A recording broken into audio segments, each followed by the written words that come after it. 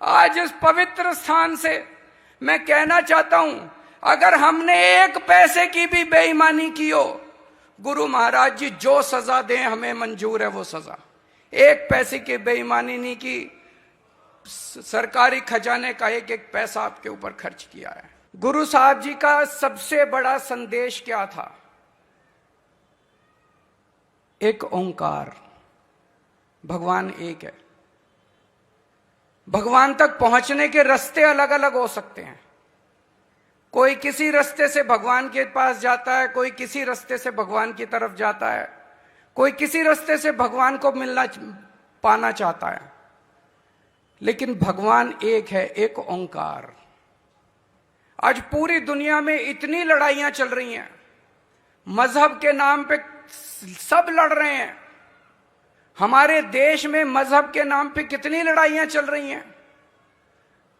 मैं सोच रहा था कि अगर केवल एक हफ्ते के लिए, एक हफ्ता छोड़ो, केवल 24 घंटे के लिए अगर गुरु साहब के संदेश को सब लोग मान ले और लागू कर लें दुनिया के अंदर, सारी लड़ाइयां खत्म हो जाएंगी, दुनिया शांति आ जाएगी पूरे दिन।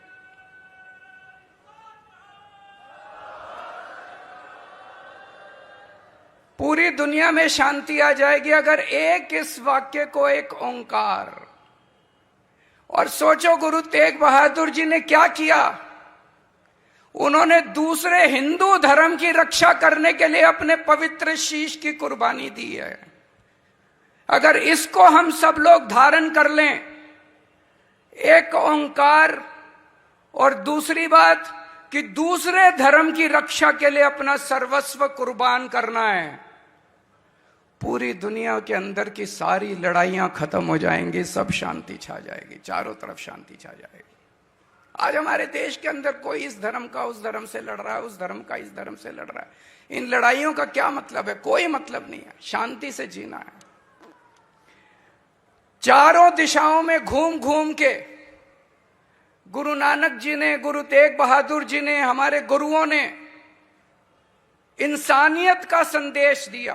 पूरे भारतवर्ष में घूम घूम के इंसानियत का संदेश दिया, सच्चाई का संदेश दिया, मानवता का संदेश दिया, इंसानियत का संदेश दिया, निस्वार्थ सेवा का संदेश दिया।